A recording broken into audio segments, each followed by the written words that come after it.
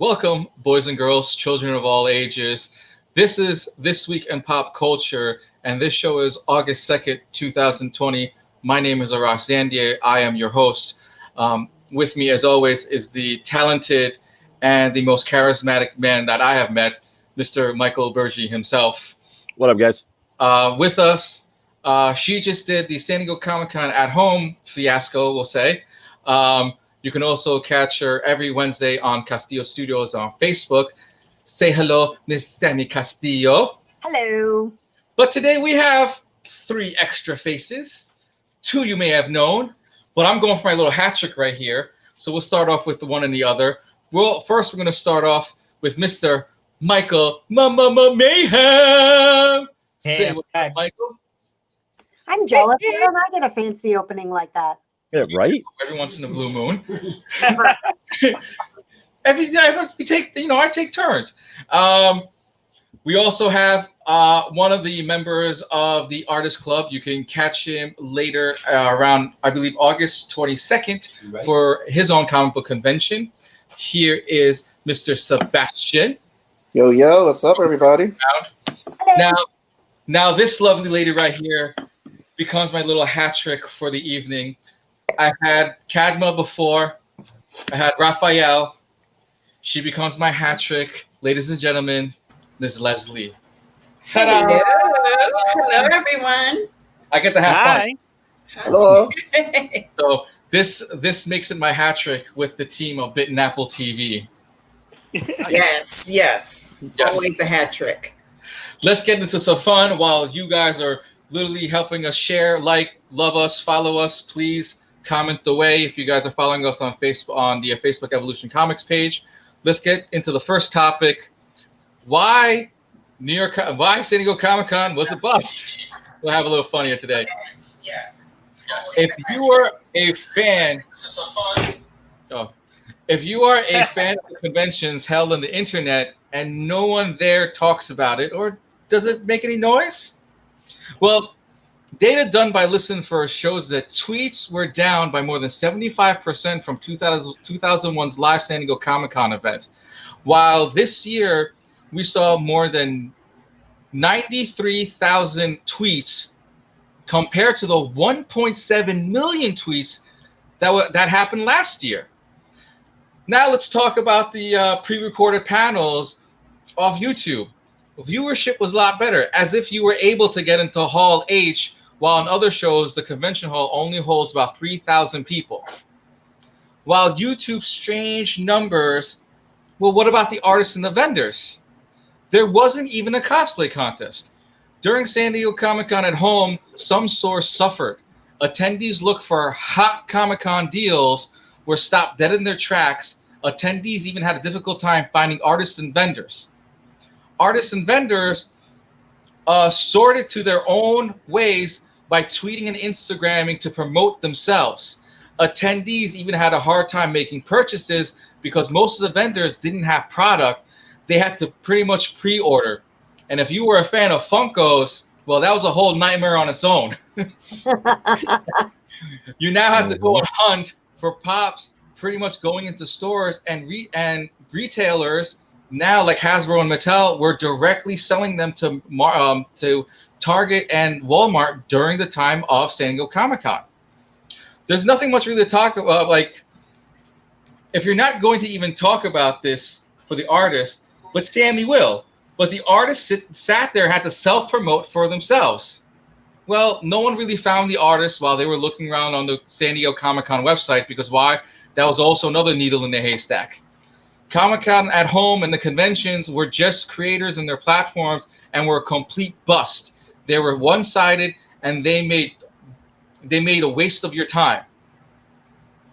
Well, pretty much, in my opinion, Comic-Con at home didn't work. And for most people, what did you guys think by physically not attending? Let's start with Michael first, and we'll go down the line. Michael, what did you think of Comic-Con at home? I just want to make sure there's nobody else named Michael. Cool. Mayhem. So, yeah. So much like my mic plugged in, first off, is that mic plugged in? No, of course not. It makes me look like Sebastian. Ladies and gentlemen, is a comedic throwback. Yes. So as a guest, At my expense, it's it's cool. no problem all the time. So as a guest, it was overwhelming. It didn't give to the experience. You know, you want to see everything going on. You want it to link back to the artist. I'm on Twitter. I didn't see it really tweeted about, which is rare because I think they do like something like 1 million tweets a year. Right. 1 million tweets. They're a trend, and I think they got something like 90 something thousand. 93,000. So right there, that tells you. I think they handled it wrong, and they could have done a lot better if they had helped the artists, the people involved. But you know, people being greedy, people being them in a sense. People in. People. POP, hold it down. Well, I'm next. Yeah. We're I going to just want to make sure my mic's working. Mic check. Check. But I'm I was very excited until I actually saw what they did, and I think they did not. They just slapped something together and just used their name for their namesake. I didn't like the Artist Alley because if you're going to put a list of artists together, you could have done it better. Just this whole map, it was just horrible. I didn't see the need for the registration. I couldn't even see the panels because they couldn't pick up my registration, and I don't know why if it's a free registration. So what could have been a great experience ended up being a bust for everybody, and it's a lesson for everybody. Like, okay, this is not how you do a virtual con, and you've turned away people. That's it. Right. That's how I felt. Leslie? I have to agree with everybody. I mean, there was no imagination in selling this to the audience. And there are people that are usually successful doing things virtually right now. This sucked. That's all I can say is it really sucked. I mean, there was stuff that I just like passed by. They did this. There was no push. There was no. There was nothing in it that was exciting to me in the sense that one of the reasons why you go to San Diego Con or any con for that matter is you go for the celebrity panels, you go for the cosplay, you go for all of those things that is kind of like a niche culture that everybody gets to go to, so you could speak to it and say, "Hey, I got to go." None of that mystique was there with this, and that is just because of lack of imagination on their part. Sammy, you were one of the artists / vendors at San Diego Comic-Con at home. You pretty much self-promoted for the 2 weeks, 2 weeks prior to the show. Did you get any feedback? Did you get any walkthroughs? As she shakes her head, you see? Any walkthroughs? No, nothing? Tell us your experience. So, I kind of touched base with it the last time we spoke about it, but now that I've gotten to go through my orders and sales and stuff like that, I can 100% say that every single order I got during my San Diego at home 5-day sale was 100% directly through my live streaming. Mm-hmm. Not one order came through their website hub thing that they were trying to do, because nobody was going there. And it reminded me when I first saw it, because they gave us the information to upload and do everything I think it was like end of June.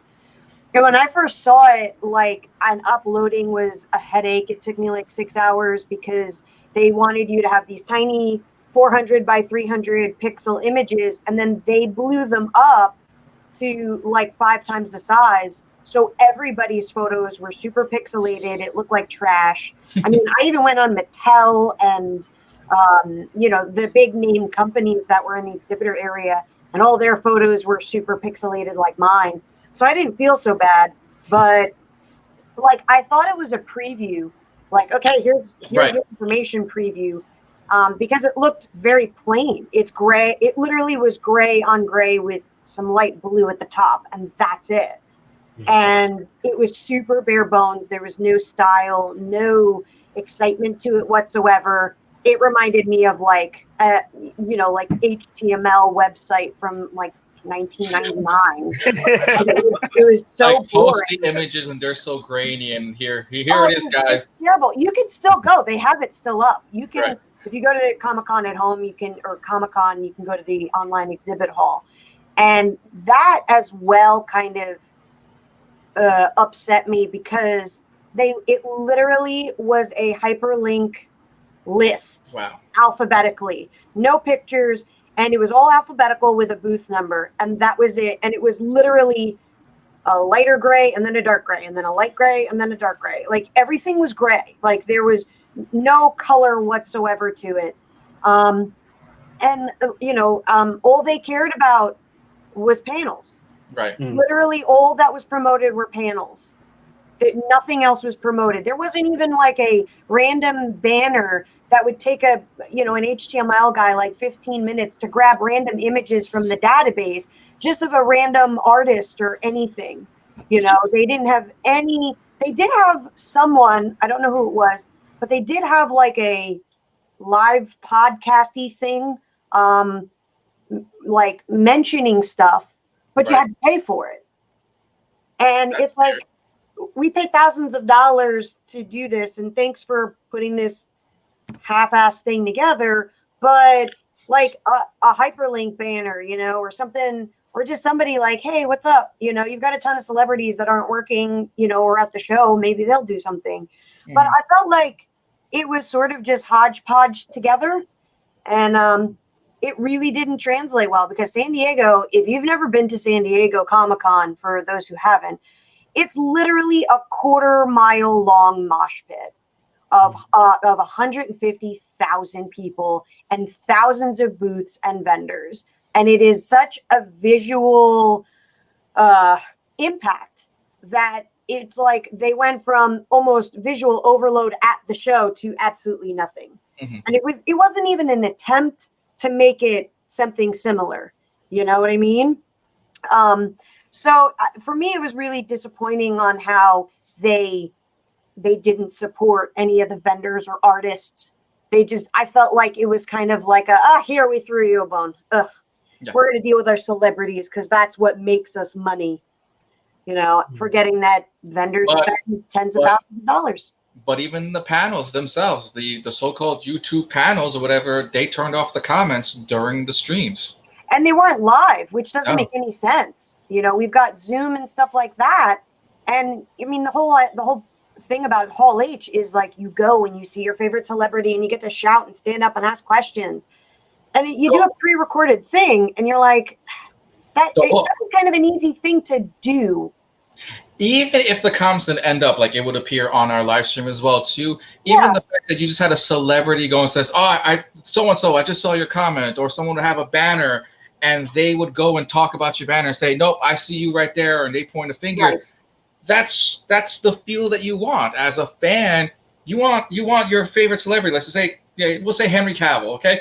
Henry points to the finger and he says, cause he sees Superman, he'd be like, you're my Superman, no one else. Right. If someone has a Batman sign or someone says something about Batman and Ben Affleck's part of the panel and Ben Affleck notices you. That's the beauty of it. Yeah. It's that interaction, and they could have pretty much done that rather easily, And Michael himself right here, him being an avid toy collector, him hunting, him and his group of buddies who are part of the of their group, they had a hard time hunting for toys, even getting them directly off the website. Michael, what did you think of that whole experience? I mean, I'm in unison with all you guys. I think San Diego being kind of like the mecca of, Comic-Cons, if you think about it in the US of A. You've got them, they're the basic one, the big one. Then you've got New York Comic-Con. And hopefully New York, if they do a virtual con, hopefully they correct a lot of issues, which I hope they also don't do it because I don't want another bust, and whatnot. I think San Diego dropped the ball big time on a lot of stuff. They didn't advertise it properly, and they expected the vendors, they expected the artists, they expected all of that to advertise for their giant show, which it's owned by the city of San Diego. Right. It's not a private owned, it's owned by the city. So the city puts it on, the city's got money, they could have done this or done it a little bit better. I mean, tell me you couldn't have hired a proper HTML person to do proper web links and stuff like that. Hell, I know how to do it basic, and I could probably have done a better job than what they've done. Right. Then would you go to the links for, the toy collecting, artists, you're looking for anything there. There was nothing. you couldn't find stuff half the time, or they released it earlier in the week, but then like, oh, it's going to be at San Diego. Oh, we released it Monday. We got to jump on it. You really let the fans down a lot of the times. And they did try to go more with the celebs because they know that's what's going to bring people in. But the downfall is you did pre-taped stuff. You didn't have the audience interaction. Online stuff, they usually every year, from what I read, it's 1.7 million tweets that 4 days. Yep. They did 93,000 tweets in 4 days, 5 days. That just tells me no one cared. Like, no one gave a crud about that. And that's a problem. And you are hyping this up as the big convention of the year, and we're doing this virtual thing, but no one cared. And it really affected them big time. They weren't able to make money on this. They probably lost their shirt on a lot of this, which is tragic. Well, I know a lot of you guys have seen other online conventions and stuff like that. Do you feel like at the time where San Diego started doing this and everyone was doing live drawing campaign shows that lasted 4 to 8 hours, let's go with Sebastian. Do you feel like that kind of saturated the market when it came to San Diego Comic-Con, and why the interest of it kind of just faded away when San Diego did it? I don't think there was an excuse for San Diego. I think, again, they're like, just piggybacking off Mike, it's, they could have done something better in terms of the design for the website, the way to navigate. In terms of exclusive releases, I don't think they did anything to really benefit the collectors in terms of finding your favorite vendors. Like Sammy said, that turned me off from the vendors room because I couldn't find anybody. You didn't see anything. And then there were the technical glitches. I jumped in their Discord and there was only 100 people in their Discord, which to me, it's like, that's horrible. You have billions of fans and only 100 people in your Discord. No one's interacting. So there are other smaller shows that have done virtual cons. I don't think we've really scratched the surface what benefits that are there.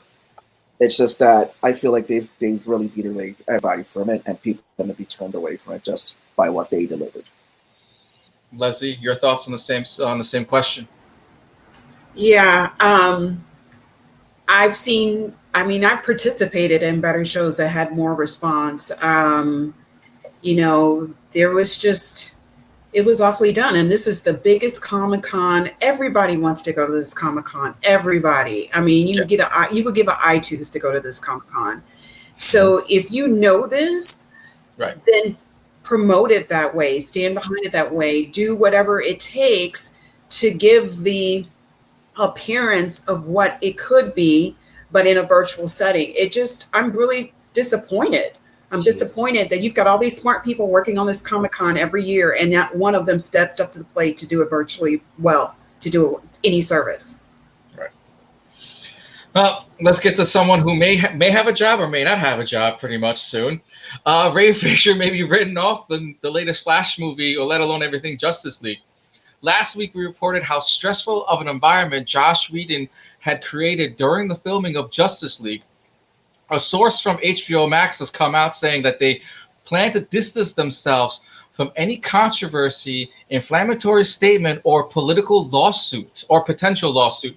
Having already seemingly dropped Whedon, they might get rid of Fisher as well to save any further trouble.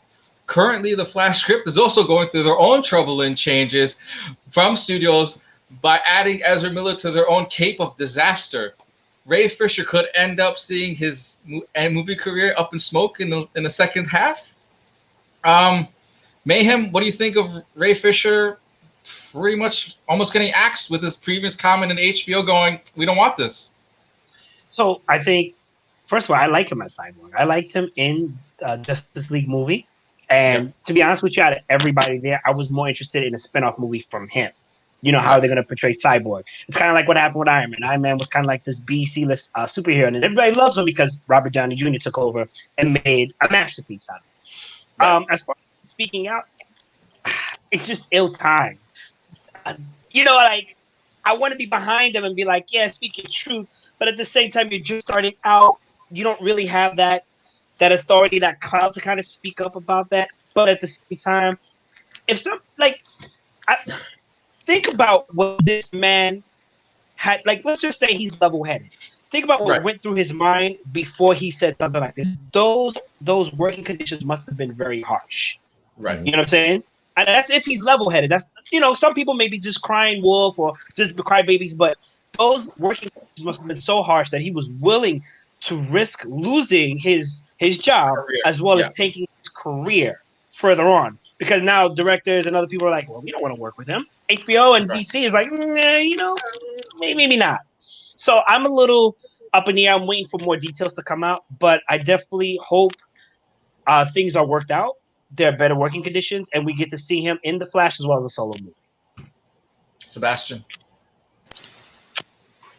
We all kind of know my take on the whole Warner Brothers Justice League. I mean, Ray Fisher.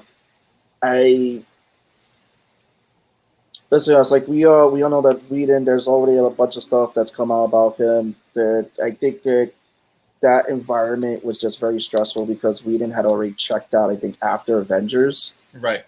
because he had done a lot with that movie. And he just was thrown to the wolves in terms of because Snyder had to leave. Ray Fisher, should he open him up? Should he have not? I'm not going to say yes or no. I just don't feel like the guy is going to be given an opportunity to play Cyborg. And this is just for me, WB, just like, you know what? We don't want any bad publicity for all the past stuff we've done. So we're just going to get rid of all that past stuff. Stop bringing it up. Okay. I feel like he should still be given a chance to play Cyborg in a better movie. Because again, it's just him venting his frustrations to me. That's all. Leslie. So I don't know exactly what happened on set, but as an actor, there's a lot of bad stuff that goes on set. And so I agree with Mike. It must have been really bad for him to speak out about it and not care what's going to happen with his career. I'm a huge fan of Joss Whedon, going all the way back to Buffy the Vampire Slayer. And, I'm disappointed to hear about this behavior. I'm disappointed about it. And I do believe that it should be spoken about. Right. On the other hand, as far as him not being in the next movie and everything, I don't think that I think they're going to get a lot of flack right now based on the fact that he's a black man. And with this Black Lives Matter movement going on, if they don't have him in that position, I mean, it could be as simple as a situation as like what they did in Iron Man, where they replaced my boy with, my other boy. Yes. I like them both. Yeah, Right. It could be a situation like that. But there's always going to be a market for this dude. So I don't think that he's lost anything. He can always work, Right. especially in the Black community. Now that he's already been noticed there, he's going to always have work. So this is not an issue. Okay, so he's not going to play a superhero, la-di-da, but the guy will work. Right. Okay. So let's just say, if he doesn't get it, you know what? He'll probably get another role somewhere else. Yeah. Fair. Sammy? So, if I remember it correctly, he's getting flack for Speaking out. speaking out, but the whole thing started at a San Diego panel. Right. Right. This is true. It all started at a San Diego panel, and he did his best to dodge the question because he signed an NDA. So if you have to sign an NDA about the conditions of your work, that means it was awful. And it's probably Warner Brothers legal trying to gag order any sort of lawsuits. Right. Because of the behavior.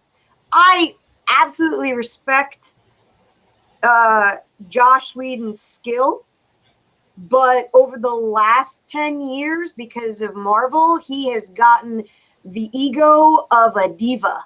He is the most diva director from what I have researched and heard. And the behavior is super disappointing because his skill is so awesome. And I mean, I think that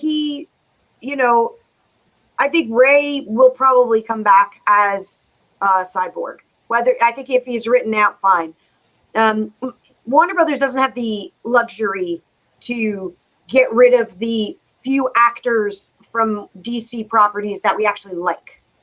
And especially since he is, you know, the only black one, Yeah. you know, like just put it straight out there. And to axe him would be very poor in multiple different ways, because here you have an actor speaking out against how any actor is being treated by a specific director, and the I don't know the best way to say it, but the abusiveness of it. Right. And then to come and punish him, you know, for coming out and stepping out and speaking out is exactly opposite of pretty much what the actors and actresses have been fighting for the last 10 years, you know? So I think the rumblings of it is going to happen, but I don't see him. He might get written out of Flash based on the fact that Flash's script has been written, like, I don't know, 5 times now. That thing has changed every 2 minutes. You sneeze and it's changed. But I think that they're going to include him in the other, you know, they're going to have to include him in the other properties and continuing franchise, because he's going to be in the Snyder's version of Justice League. And he is going to basically, that's his place to, you know, become the popular character. And he will, because he's different. He's not Batman. He's not Superman. He's not Wonder Woman, you know? So I agree with Leslie. Like, I don't think this is going to hurt his career any. It may be a step back publicity wise, but actors have done far worse and said far worse things. Yeah. And come back to continue acting, you know, in blockbusters. So, you know, it's just that backslide for the moment for him, I think. Michael? I had an opportunity to meet Ray a couple of years ago when we had him at our convention, and the dude is so chill, down to earth. He is like such a really, really nice guy. That tells you something, that if he is trying to dodge a question at a convention, at a panel, that he's trying to avoid that, because you can just tell the type of person he is. That shows that he has, you know, character and he has integrity. And it literally says a lot about Joss Whedon, where he doesn't, because everybody had to put basically a gag order on how many people on that set of the studio, how many actors. I mean, you're not throwing it on like some no-name actors we've never heard of before. You threw it on, Affleck. You threw it on Cavill. You threw it on Gal Gadot. I mean, no one really cares about Ezra. So, but I mean, come on, really, he's the worst thing as the Flash ever. But you know, and now you're hearing all this stuff, and I've also heard stuff because of him do Flash and Buffy the Vampire Slayer and everything like that. And Angel, he has had a bad rap with his cast and his crew, the way he treats everybody. Right. Yeah, Ray might get a little bit of a knock from WB, but don't worry. There's other studios out there that are going to willing to work with you. You're going to have a lot of directors that are going to probably want to work with you that are, you know, the black directors. Spike Lee, you've got guys like that, you know, Key and Peele. They're going to work with you. You're going to find work in this job. Yeah, you might not be a superhero. Oh, well, you're not going to be pigeonholed in one particular, you know, character for your whole life. Look at guys like Chris Evans. You look at Evans, you see him as Captain America now. You see, you know, Robert Downey. That is, you know, Iron Man. Anybody that plays those roles, we're not going to view them. If I they don't know, do, man. Not Another Teen Movie is kind of funny and hilarious when he first came out on that one, but that's I love I love Not Another Teen Movie. I think that's hilarious. The whipped cream thing is hysterical. But I mean, you know, he might take a little bit of a knock, and if he gets cut out of it, the script is going to be horrible anyways. So unless they can get an actual director and a writer there that's going to fix it, he's going to be okay. He's going to do well. And I appreciate the fact that he was willing to speak up about some injustice that is being done on the studio. You know, he's not just taking a seat to it and allowing it to be done. If we're going to champion all these other people that are doing it, why not champion him? He's standing up for his other fellow castmates and himself, and he's not being a doormat. I got no issues with that, you know, and he's going to get work. He's going to get work all day. A round of applause for Mr. Fisher himself for speaking up for his own injustice, we'll say. How about some Ryan Reynolds news, right? Because, you know, we can't not talk about Deadpool, and we're all sadly waiting for Deadpool. Well, Fox was preparing itself for the next installment of the Deadpool franchise. Since Disney took over the rights to the Merc with the Mouth, things have kind of slowed down a bit. Marvel's trying to figure out how Wade Wilson will fit into their shared universe, which means fans will have to wait a little bit longer. Indeed, fans have to wait fans need to have a little bit more patience. Marvel's current phase ends with Blade and Fantastic Four. With X-Men being recast, it's only a matter of time and when Deadpool is going to be installed into the whole universe. Ryan Reynolds has stated that he doesn't know what's going on with the Marvel camp. We recently heard that the studio is considering using a triquel to retell Wade's original story, this time trying him into the Weapon X program and into the wider MCU. The film could also be used to reboot the X-Men. Would you guys like to see a full-action Deadpool movie with the new Wolverine, a new Sabretooth, and Maverick? Will Deadpool finally join the X-Men? What's going to happen with X-Force? And is Brad Pitt still alive from Deadpool 2? Mayhem, let's start with you. Okay, so right off the bat, I'm excited. Marvel is right now working on Phase 5. You're excited for Brad Pitt. I can understand that. Of course, it's Brad Pitt, right? But I'm excited for Deadpool and as well as the X-Men reboot because that's going to be in Phase 5. They already dropped a teaser, which showed Weapons X program.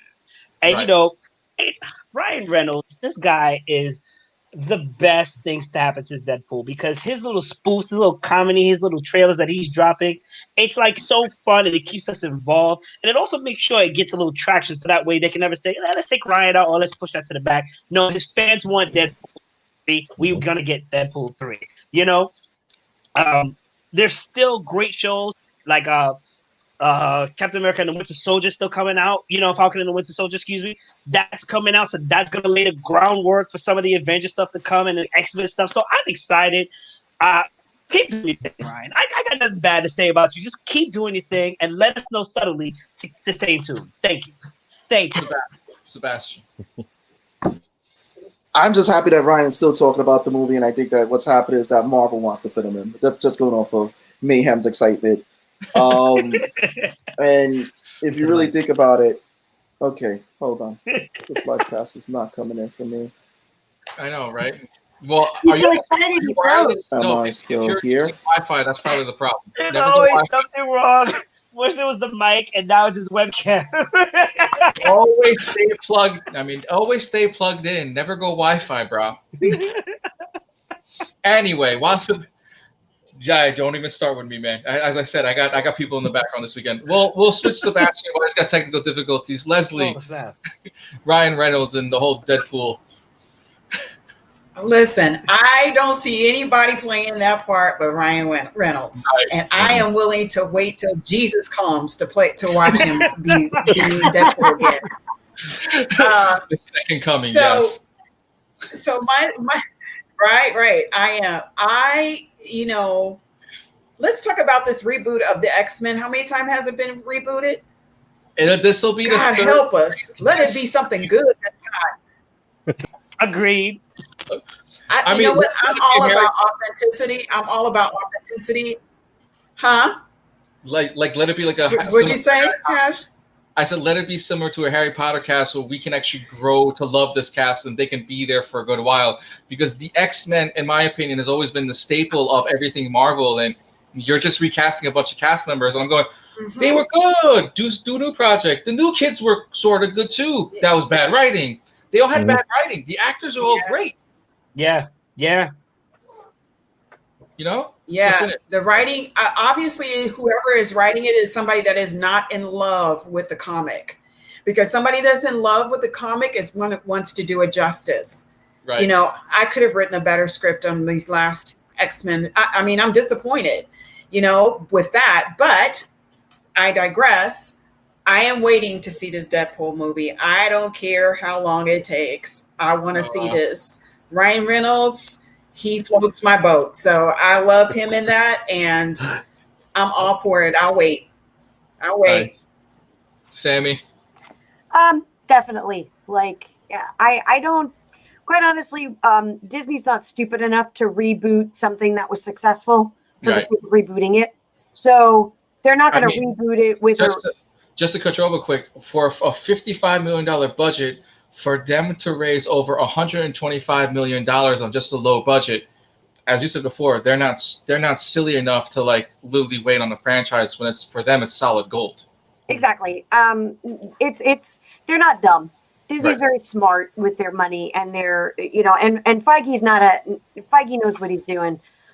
He'll, in all likelihood, it may, because the X-Men is already established in that timeline, it would be smart of them to introduce the X-Men or familiar X-Men characters that we know and love in that universe, and then break the fourth wall and do what he does best by leaping through timelines and things like that. He's the way he's written is he's an omnipotent character. He knows what's going on at all times in the comic anyway. He knows what's going on at all times in all things of his comic, in all versions of all the other comics. And I really see them probably embracing that a lot more. Right. Give fans more of that. And I mean, he had a time machine. He had a time machine at the end of the last season. Or Yeah. the last Right. He used Cable's time. He jumped and murdered himself from Green Lantern. So you've got now a character that knows pretty much everything due to his insanity, and Right. he has a reality machine, not Right. a time machine. Yeah. Because he went to different realities. He went to the Wolverine where he was the Merc with no mouth, and murdered that one. So I can easily see them using him as a vehicle to bring at least some of the X-Men in, and they're gonna probably, if they're smart, they're going to maybe do an X-Men film before that, and Right. then do Deadpool. Right. Because Deadpool, his type of humor needs a team when writing. So it would be really funny if they did the X-Men film and then had the X-Men in his third film. Because could you imagine him mouthing off to Cyclops with Professor X? Like, Right. even more so than the quick cameo we got in the second one? Having a true, direct but they were in the interaction background. would be gold. Yeah. Right. Michael? I have a personal man crush on Ryan Reynolds, so I'm down with the man, no matter what the man does. Who doesn't? Right? I'm sorry, the man's sexy as hell, and he's a great actor. I love his comedy, his comedic, things. I remember him from Waiting and working from there, from when he went and Waiting and did all that stuff from there forward. Right. The man can do no wrong, and he leaked footage of himself playing Deadpool to get that budget off the ground, and look at what happened. Right. And that movie got huge. And then he did the Hitman's Bodyguard with him and Samuel Jackson. He had some of the best lines of that whole movie, man. He was an absolute riot in that. They're gonna hold on to Deadpool. I think Disney might cut back a little bit of some of the I want to say the bloodshed per se a little bit. They might cut back a little bit. Oh, what? No, go ahead. We all right? But But I think they might cut back a little bit.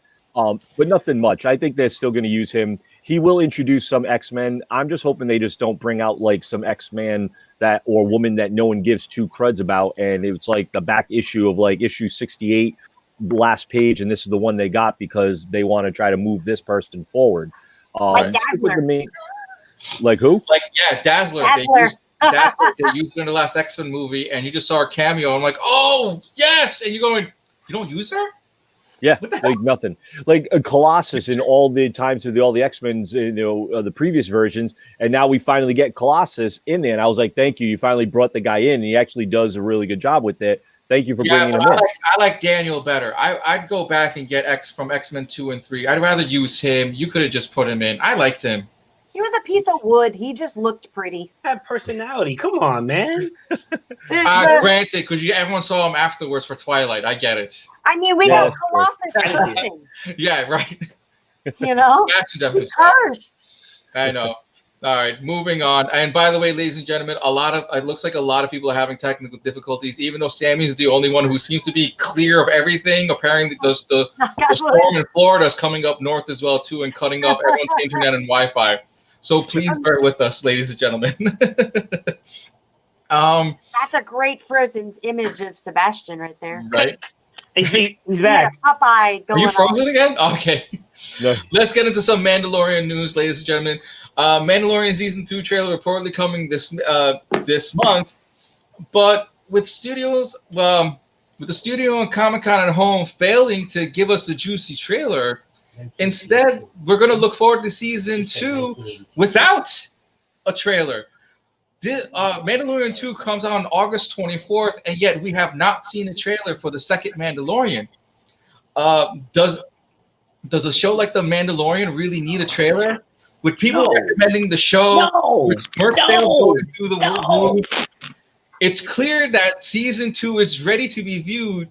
But with Disney recently releasing the trailer for Avatar 2, which happened today, maybe we'll see a trailer a week before season 2. Maybe we'll see a sneak peek of Rosario Dawson as Ahsoka.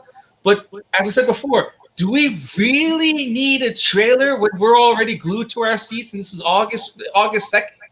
And we're less than 20 days, 22 days away from season 2? Mayhem, go. You seem to be going crazy for it already. Listen. Hey, I before think you start, stop. Oh, yeah. Before you start, you read the article wrong. So the article says that the trailer is releasing August 24th, and the season 2 is coming out in October 2020. Does it really matter at this rate? 2020. Does it really matter? I mean, no. They're supposed to. So we are getting a trailer. No, that's also misprint because the season starts in October, and they said that they are on production to be released in October. Yeah, let me just step in here while you guys go back and forth with the details. Let me just step in here real quickly. Whether or not we get the trailer, whether or not it happens, whether it doesn't matter. Right. The Mandalorian season 1 blew us all out of our minds. And to be honest with you, I hope going forward, if there is a Star Wars movie, they take the writing from here and they apply it. Because I don't know about you guys, but the Star Wars movie franchise has disappointed me in such ways. Especially the last couple of movies. I'm not going to go into that. However you feel is however you feel. But The Mandalorian is actually the only Star Wars movie I think I'll give props to is Rogue One, because that was awesome. That was a great, especially the ending. Rogue One, the only Star Wars movie I can say I truly love, back to front to back, whatever. So The Mandalorian, we don't need a trailer. They could give us a teaser. Baby Yoda, although that's not his name, Baby Yoda could just be seen walking across the set, and we'd be hyped. Okay. Enough said. That's it.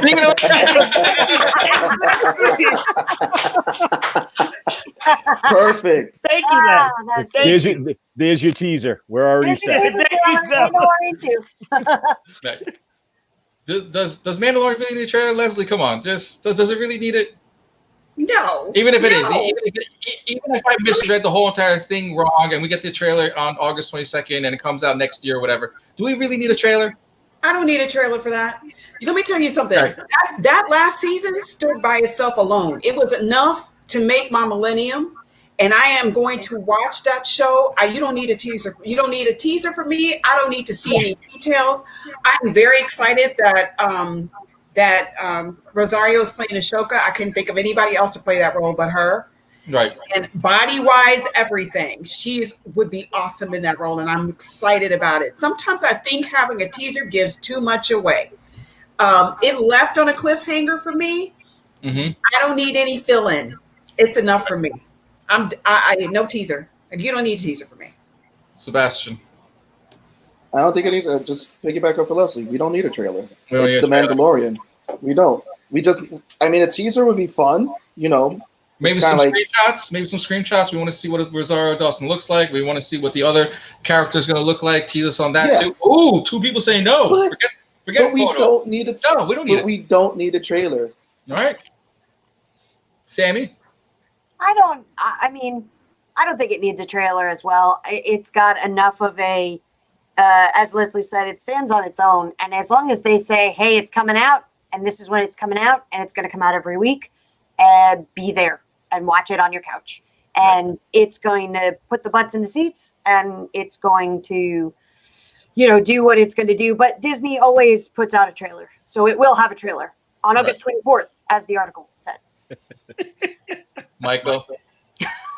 I mean, I agree with everyone. It doesn't need a trailer. Disney is going to put one out, and I'm going to tune in and watch it, and I'm going to dissect that trailer because I want to see Rosario Dawson as Ahsoka.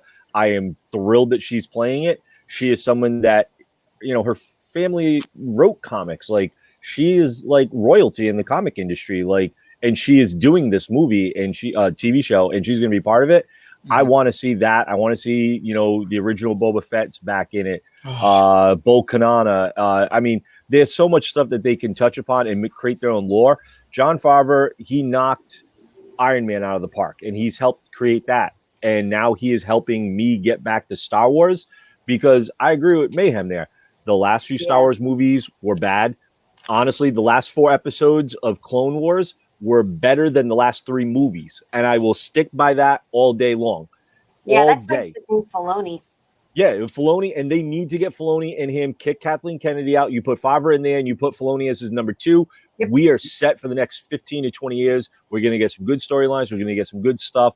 And there's so much more that they can touch upon in that is just, we don't even, the first Mandalorian season, there's so much in there that's hidden trailers and hidden, like, not trailers, but Easter eggs that we haven't fully dissected. And at the end, you show that, like, I'm thrilled with it, man. I will tune in every week, phones off, don't talk to me. Friday morning, 7 a.m., like, I will be up in my house drinking my cup of coffee, watching the child, aka Baby Yoda, walk across my screen, and I'm happy as a kid in Candyland. Do it, Leslie. Do it. There we go. There you go.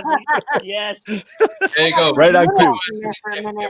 If anyone hasn't seen it right now, we just gave you guys a teaser. So what's going to happen in August and the next in the Mandalorian. Mandalorian starts here. It'll end on your TV screens for Disney+.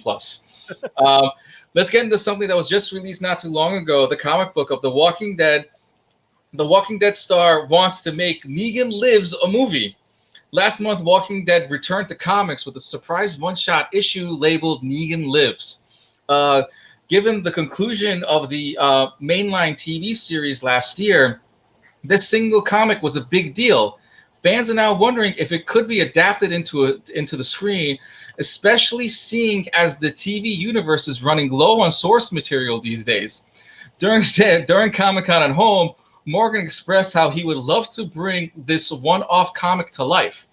Morgan himself, being a comic book fan, and also did a giant signing for that Negan Lives comic, says, "I'm very lucky to play him because it's become a well-rounded and this kind of redemption arc that he's been on has been very interesting to play. And I think that Negan Lives comic book kind of carries on that." Morgan adds that it's a great little story. It's just a little slice of a day in the life of Negan. It's great that I would love it. It's something that I would love to do. I've always wanted to film that and even do the prequel to Negan. It's just a comic book. That is all well written, and I'd love to do that. Negan Lives, the former Slayer, after he's exiled by Rick Grimes after the Whisper Wars. The comic ends with the promise of more adventures for the anti-villain as he teams up with his new ally, Lucy, to find where his beloved wife, Lucille, died to give her a proper burial. Morgan will return into The Walking Dead later this year for season 10, starting October 4th. Michael, have you picked up the comic? Have you seen the Negan Lives comic? Could you see this as the one-off movie that people would love to check out?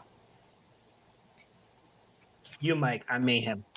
Okay, so I know. No, sorry. I meant Mayhem. Sorry, I keep switching off. I'm looking at him. No, I want Mayhem first. I see the look on his face every time I read something. We're experiencing technical difficulties. I'm sorry, but so as a fan of the comics more so than the TV series, and there's so much more. Negan, the character alone, just stands out. There's something you gravitate to. It's a dark story. It's a dark story. But like to like gravitate to like an anti-villain, as they classify him, anti-hero, whatever. It's beyond you. So like the fact that he lives and there's a story about it, if they write it correctly, because I have not read it yet. I just found out while on this lovely broadcast that it's out there, and I need to get off immediately and read it. But if it's out there and it's any good, of course, because then you can expand the universe. You can make this a great thing. Like on and off, The Walking Dead is a great series, and Rick Grimes is good. His son is good, but Negan, he stands up. He's in my Tekken game. He's in Tekken 7. Like, come on, like put him out there, make the fans happy. Give me some merchandise. Thank you. For me, anything would be better than Fear of the Walking Dead. Ooh, yes. And given that it's Jeffrey Dean Morgan, that's going to be a hell of a show. Seeing that arc, seeing him possibly revert into that, who he was when they stumbled upon him, when the Rick Grimes group stumbled upon him, to me, that's a show watching because he is entertaining. He's interesting. And I think that given its correct due, it would be an amazing show. So I'm all for that. I have not read the comic, but now, baby, I'm going to read that. If everyone's finding out right now, Negan Lives is currently in every single comic book store today. So if anything, go and pick up your copy. Sebastian, your thoughts on Negan, in hopes of being a one-off movie? Anything with Jeffrey Dean Morgan, I'm for it. Right. Anything with Negan, I'm for it. I think it was either Kirkman or someone, they quoted that Negan is like the anti-Rick. He's like Rick on a bad day. He pretty much, he was the villain that Rick needed. He was the adrenaline shot that the series had needed at one point. So I'm for it. I'm for whatever prequel, anything Negan and Jeffrey Dean Morgan, because that guy just hits it out the park with every character he plays. Please bring it all. Bring it on. Sammy? I'm going to upset everyone here when I say, please, dear God, stop beating the dead horse. Like, The Walking Dead needs to be done. I was not a fan of the comic. It's a bunch of talking heads, and every so often a zombie appears. And it's lazy storytelling. And I'm not going to get started about how the first story arc of The Walking Dead, both TV and comic, was plagiarized from George Romero because he wrote a 1960s script for a television show, and magically it's the first season of The Walking Dead. So we're not going to talk about that part. But I'm not a fan. I like Jeffrey Dean Morgan. I've seen clips of him as the character, so the character seems pretty interesting to me. But I don't, at this point, 10 years, like, I don't see the appeal anymore. Like, there's so much not even just Walking Dead, but there's so much zombie stuff that came out because of The Walking Dead that it's just, at this point, it's just shouting into the wind. And the TV show specifically has just lost its way and become very boring because it found a formula. AMC found a formula, and then they're just repeating the same formula and plugging in different characters. And that's lazy storytelling. Right. So I'm not a fan. And it's cool, like the comic series ended, and it's cool they threw out a one shot, and that's awesome. And I'm sure if Jeffrey Dean Morgan did do a mini series, I'm sure he'd knock it out of the park because he's a great actor. So yeah, he should do it if he thinks he can do it and he wants to do it. Great, but I particularly am not going to watch it. Michael, I have not watched Walking Dead in a couple of years. It was one of those shows I absolutely loved when it first came out, and you saw the first image of Rick walking into Atlanta, on the horse and stuff like that, and they did a great job with it. I'm kind of a little over it, and that's why I stopped watching it for a while. But I did watch up to saw Negan come in, and when he did that first episode with him in it, where he, spoiler alert, when he did what he did to Abraham and Glenn, right. I was like, damn, this dude, villain wise, like he's on par with like Vader. Like this dude just went in there and just murdered like fan favorites, just like, yeah, done, don't care. Like, and if he had done Daryl, I think Atlanta would have rioted like down there. Like the real people would have, you would have had those there for zombies, not the zombies. Right. I agree with Sebastian. Anything Jeffrey Dean Morgan's in, I don't care. I love the dude. I loved him on, Supernatural. He did that movie in Rampage. That movie wasn't good, but he was great in that. Played the cowboy, type guy. I love this character. Mm-hmm. If he does this, it's not going to go big screen. This is a AMC made for TV style movie or miniseries, and it'll set records, and it might probably get a spin-off of his character again. I don't know. Like, I kind of agree with that. I'm kind of a little bit over The Walking Dead and this whole zombie thing, because everything is now on TV. No matter what channel you turn on, there's something zombieified, everywhere. And it's getting a little bad, Well, That's just I me. guess.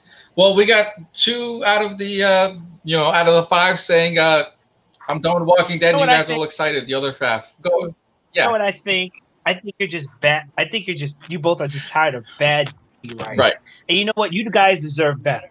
You guys deserve it. Anyone else that feels like it deserves better. Now, granted, we will have differences of The Walking Dead and the TV series and the comic. That's fine. We'll definitely have our differences. But like you said, it's everywhere, and not everybody's doing it right. This could be the spark. This could be it. This could be like, oh snap, this is what they're doing. We need to do better to get more viewership. You know what I'm saying? Forget that. Put him in a Batman suit. Put him as Thomas Wayne. Give us that version of Holiday. Give us Flashpoint Batman. Don't give us more Walking Dead. You want exactly what you saw in the movie theater when you saw him as a possible Thomas Wayne. There and there's your starter to bring back the Walking Dead. Give him something else. You know what I would say about The Walking Dead? I haven't watched it in a long time either. I stopped at a certain time, and it was because of bad writing. But I will say this about it. There is a franchise that they consistently use zombies, and that is, Resident Evil, and they have mutations. They've got to put something different in there. Mm-hmm. It just can't be these zombies walking around. Give us a mutated zombie. Give us something new for them to face. I would watch it if it was like that, but you've got a franchise that consistently produces in their games, because they introduce a new level to the zombie apocalypse.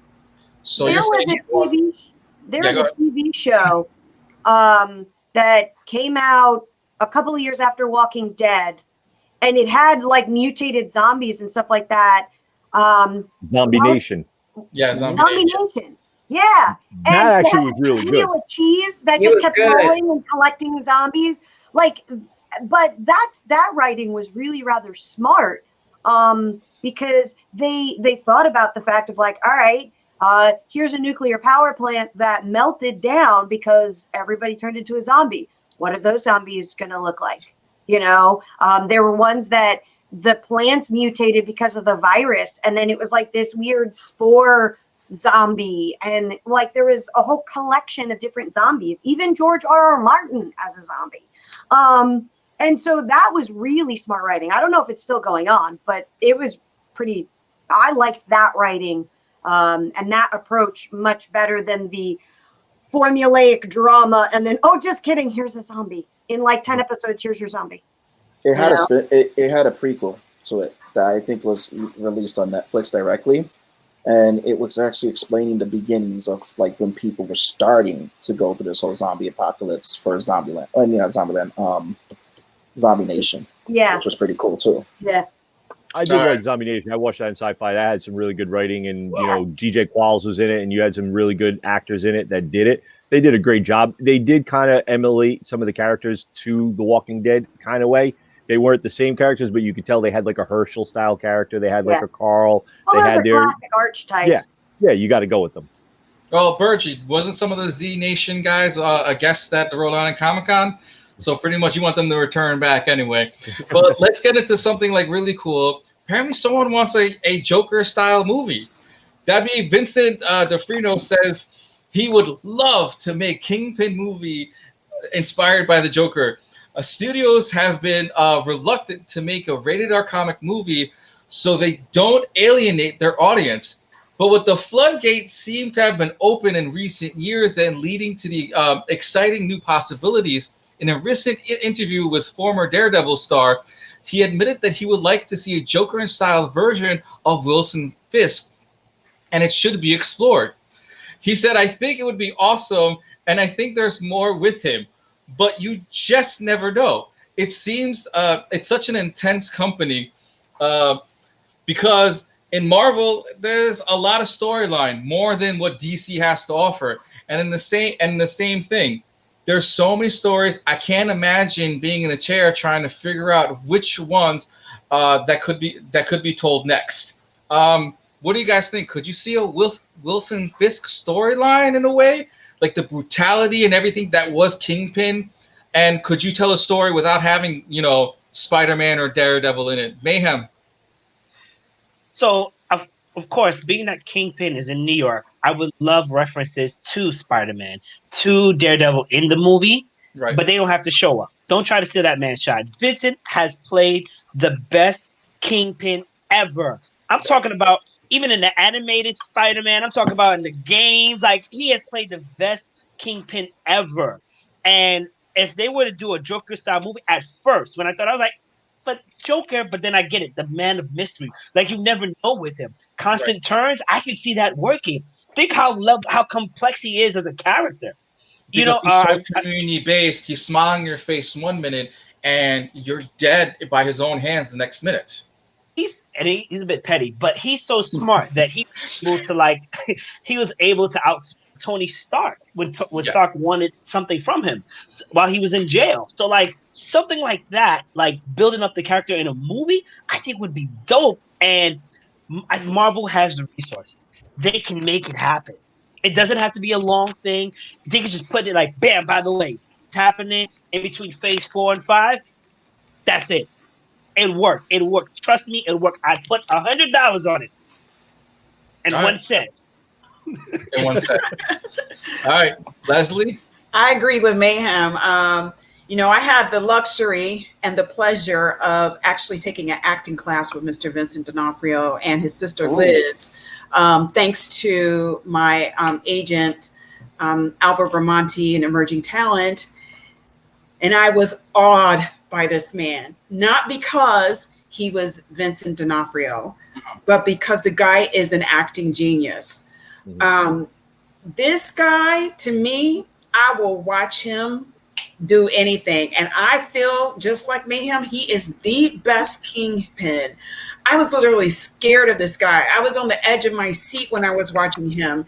And I felt like, you didn't know what he was going to do next. Yeah. To me, that's like riding a roller coaster. You don't know what kind of hill you're going to come up next with this character. He is very complex. He is, wow.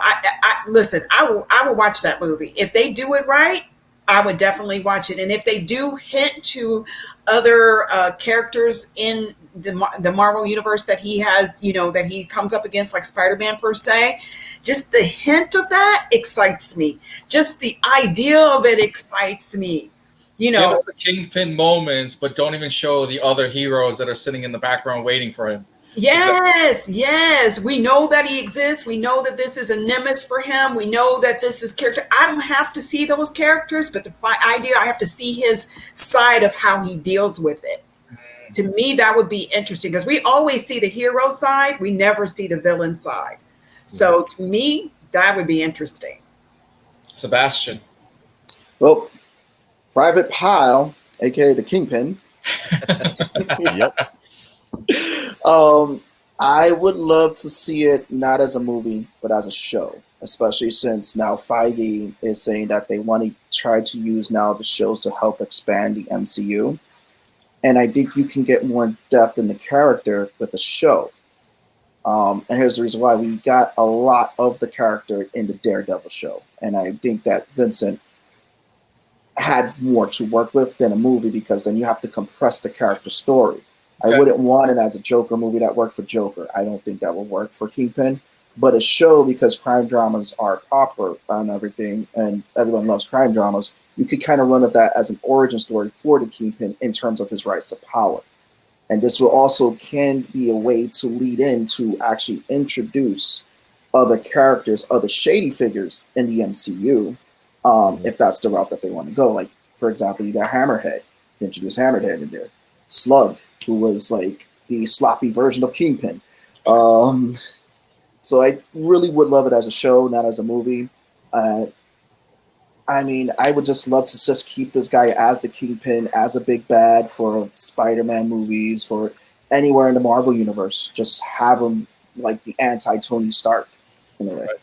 Well, as the mouse may have a little problem by having a series and not just have a one-off movie, Sammy, your thoughts on a possible Kingpin movie? So I agree so far with everybody. He was honestly, he was my favorite part of Daredevil. I mean, aside from the first season fight scenes that were amazing, but that hallway rescue was Right. absolutely Girl, yeah, that was.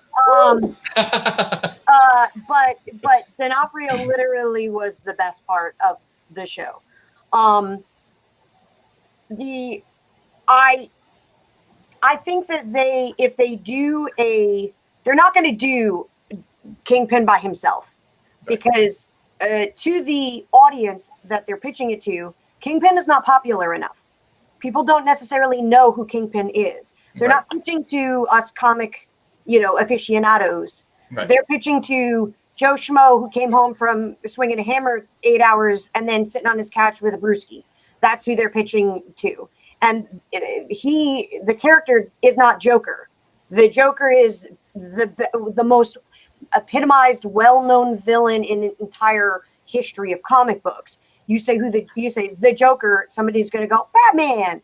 So they immediately know. Kingpin doesn't hold that notoriety clout. So they're not going to do a series or anything on his own. However, if they do anything, I would absolutely love to see his origins more in depth attached to a Daredevil or Spider-Man series or something like that, which they're not going to do Spider-Man series, but like a Daredevil series. Because, again, he was an amazing character, and he doesn't have a lunacy. The Joker movie did well because we can, as people that aren't clinically insane, we can only handle so much of Joker's violence and insanity in a certain amount of time. But and we can palate it, so it works as a movie. But D'Onofrio is a quiet burn. Kingpin is a quiet burn. He's a mastermind. He is not insane. He knows exactly what he's doing, and he has manipulations. He manipulates businesses, other villains. So he's a chess player to use certain pawns. And that works as a series. If Joker would fail as a series because Joker is a reactive villain. He is the villain that will go do something crazy just to see what people do, aka blasting someone in the face on live television. Ha ha ha, I wanted to see what that would do. And we accept that because the movie's almost over. But imagine having to deal with that as a regular person for 13 episodes. Right. There would be a point where we would shut down, and the impact of the violence would just turn off. And so that's why Joker works as a film. But Kingpin should be very much attached to another series. Absolutely. Michael. I like Kingpin. I think he's probably one of the most underrated villains per se in the Marvel universe because of the people that he's had to go against. Daredevil, Spider-Man, he's dealt with them. Luke Cage, he's dealt with, Cloak and Dagger. He's dealt with a lot of these other heroes that not a lot of people understand. But think about how he is, the character he is. He is brilliant. Like Sebastian said, he tricked Iron Man. He got one up on Iron Man in the type of. Oh, sorry, was it Mayhem? I apologize. My bad. Sorry, apologize. Y'all have made great points. I'm sorry. I still take the credit, so it doesn't matter. But you know what I'm saying? Like, and when you saw D'Onofrio in the show, like the first season of Daredevil, that one scene where he got angry and he flipped the freaking table. Like, I remember sitting on my couch, like, oh shit, like, my bad. Like, you took a step back. You're like, man, this dude like flipped a table that not many people could do, and the anger that he had and the way he was. And then he went back to being like, all right, it happened. We're gonna move on. And just the complexity of him for that style with him, and how like everyone else is playing checkers, he's playing chess. Right. He was brilliant. He took over Hell's Kitchen. He did what he needed to do to basically get that area up. Yeah, he didn't do it the correct way, and he was a villain, and he did it, poorly. I think it makes it better as a TV series because we could really delve more into his character. Like Sebastian was saying, where we can bring in the other guys. I want to see some of those guys bring in. I also want to see him mention those superheroes in the background, and it could be nice tie-ins to Phase 4.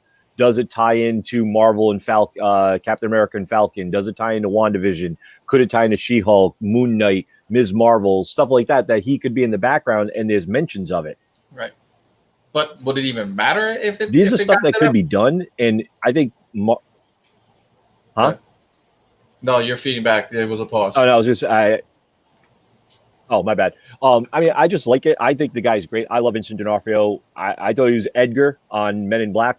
My favorite character for him that he played. You know, I know Gomer piles everyone, but yeah, the Edgar suit. You know, like that's fantastic. Mayhem. So you guys bring up both value points. I'm looking forward to seeing it as a movie because one of the things that we talked about in some of the other shows that I've had Hash and Sebastian on was the villain only movie.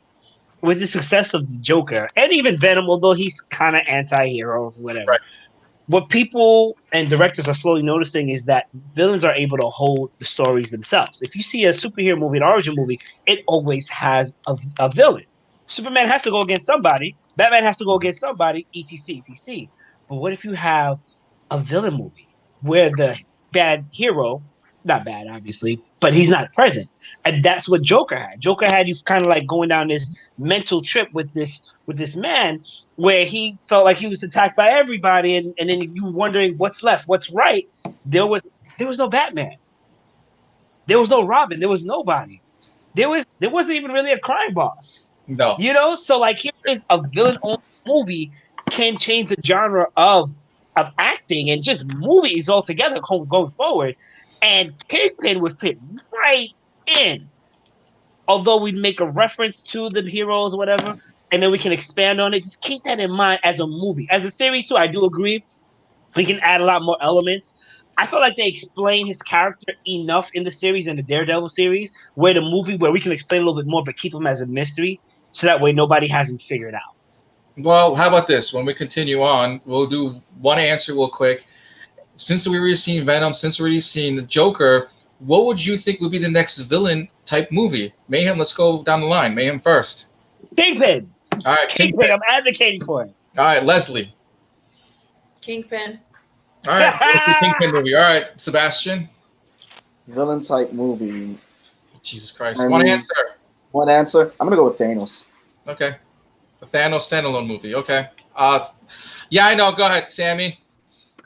I think they would probably do. Marvel villains are pretty weak in terms of like captivating drama films, so I'd see a Lex Luthor movie.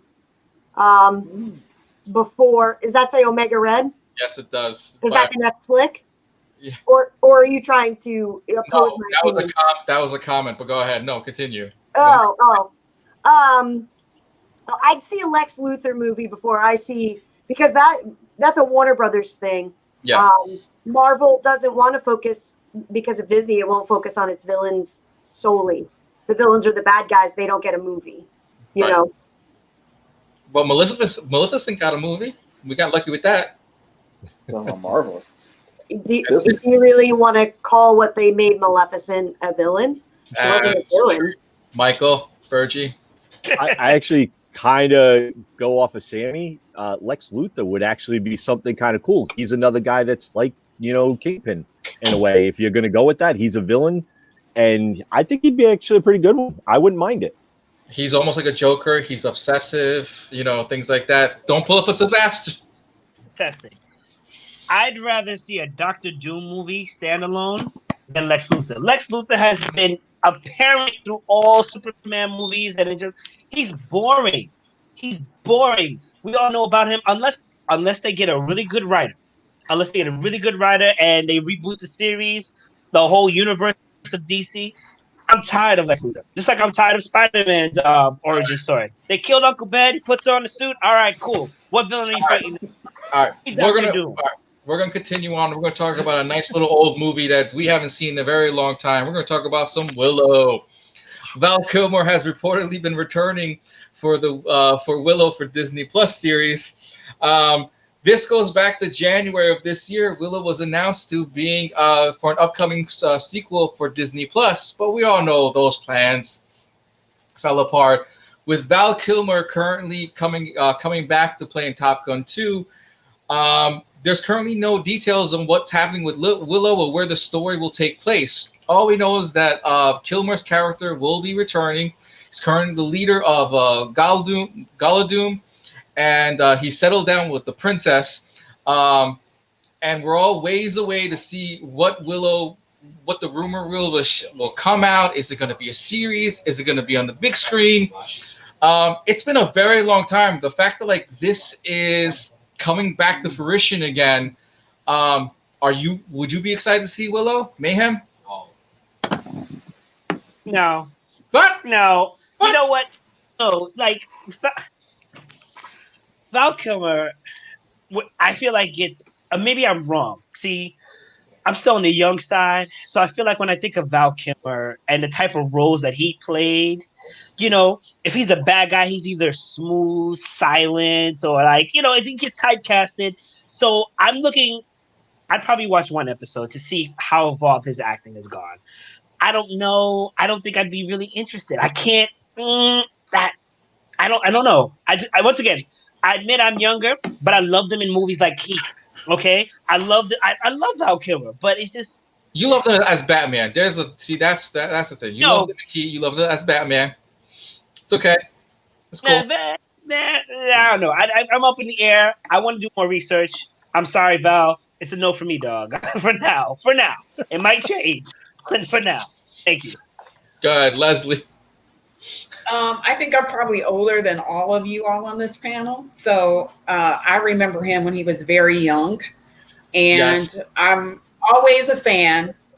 I don't know how he's going to talk in this film. I mean, I know that he had some surgery done where he's, and in that, I think it might be painful to watch that because I don't know how they're doing it. But I will watch it just for nostalgia's sake. I rewatched The Dark Crystal and any of those films that had that, dealt with mystical lands and creatures and fairies and stuff like that. I will watch it to see it, but I'm more concerned about his health during this and how we're going to be able to pull this series off with him playing the lead character. Okay. But I will watch it. I'll support him. Sebastian. I have mixed feelings about this because I would love to see him return as Mad Mardigan, but more like old man Mardigan, like just old haggard warrior, and then use this series to jumpstart a new generation. Okay. But like Leslie said, Val Kilmer over the last few years has had quite a few health issues, so I don't know how that will play in. Maybe don't cast him as the lead, maybe as a side character, gives him a little bit of breaks. But I would love to see an old version of Mad Mardigan, just how has he this really haggard warrior. So it's a yes and a no for me. So are you looking for a past the sword kind of thing? Yeah. The new warrior to fill up the thing? Sammy, shaking yes. Yeah, Sebastian. Yeah, I'd say with his health, he's definitely not the main character. Okay. He's probably going to appear once every couple of episodes, and they'll, Disney's smart, they'll work it in. Willow, I grew up on Willow. I make the joke when people get in my way, I'm like, out of the way, Peck, and people don't get it. So I'm hoping that maybe with this series, people will understand what it is now. But yeah, I grew up watching Val Kilmer. My favorite Val Kilmer movie is Real Genius. Yes, one of my favorite, or Top Secret. So I'm putting my age out there with those two, but it was our Lord of the Rings before Lord of the Rings. Yeah. And it was such a rich world that it was terrible that it was just one film. There was so much lore and history that you could see the developers did a little bit, did background on background of all characters, and everything had a history. And to see it not continue and find out what happens when Willow gets old and the little girl grows up, and what happens, after she's saved. So I think she's actually with the way shows are going, she, which I forgot her name, but the baby is going to be the main character. She's absolutely probably going to be the main character. And then she's going to have her gatekeepers of Willow and Mad Mardigan and whatever. And we're going to get, us nostalgic folk are going to get, old man Mad Mardigan, yay, Willow. And then it's going to be, the passing of the torch. Absolutely. But I'm really excited about it because that was a film that was very underrated for its time, I think. And the puppetry and cinematography, the special effects, the practical effects, it was. And Willow himself. What didn't you love about Willow? And Willow himself. Willow himself. I mean, the sprites and the brownies, all of that whole fairyland, it was so rich. Yeah, exactly. So I'm happy that we get to revisit that world again because, I felt like we got a taste. Here's your sample. Sorry, we're sold out. And it's here's your 2.5 hours. Now go try something else. Yeah. And we really didn't get anything like Willow until really Lord of the Rings, which was sort of a more. If I were to equate Willow and Lord of the Rings to two different properties, it'd be Lord of the Rings was Star Trek, and then Willow was Star Wars because Willow was dirty and nasty and gross and nitty and gritty. And then the original trilogy, everybody was mostly very clean and and it was just highbrow. It was highbrow fantasy. And I want to be in the muck with Mad Mardigan. Willow was not highbrow. And that's what I love about it, and I hope they continue that. Interesting analogy, Bergy.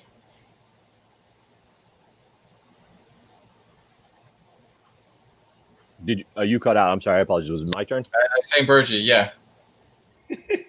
Oh, my bad. You cut out. I'm sorry. I apologize. I'm sorry. You totally froze. I haven't seen Willow in probably 20 plus years. So for me, I don't remember it as vividly as some of you guys do. Mm-hmm. And I don't know, I want to see it. I want to check it out. But I also, at the same time, I'm a little concerned if,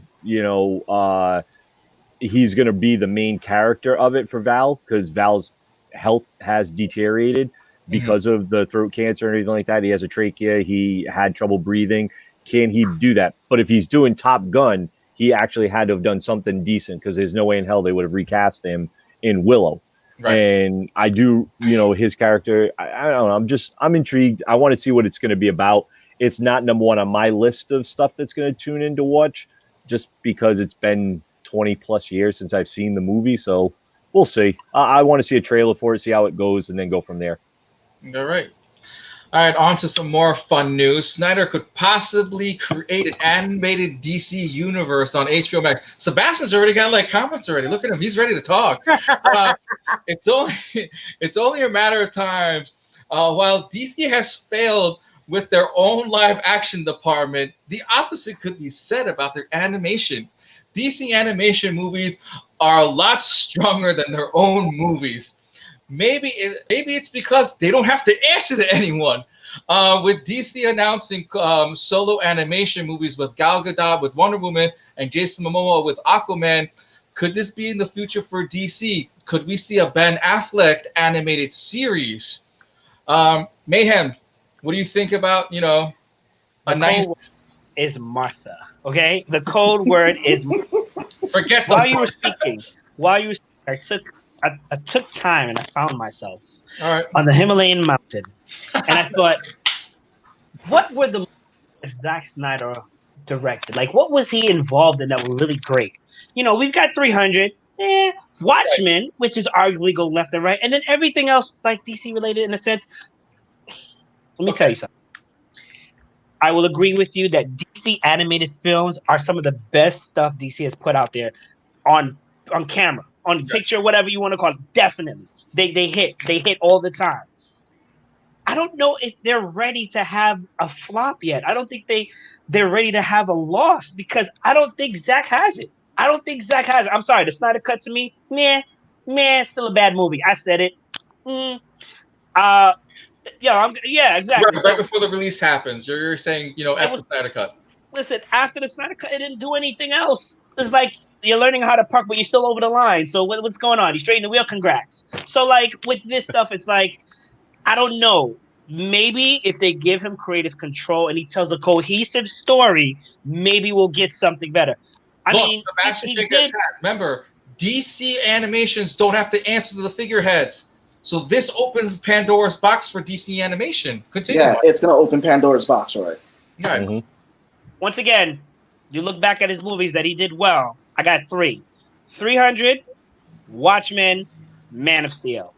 Man of Steel at the end, especially, was an advertisement. Pepsi, Sears, Macy's, whatever. They even had Fenty. Okay, and Fenty wasn't even released. Okay, All right. Yeah. that's a joke. All right, Leslie. Whew, I don't know. Right. Um, I'm encouraged for DC right now. You know, I don't know if a lot of people know that Warner Media now holds that entity. But I don't know. They have a lot of catching up to do to be anything good, and they can't take a hit.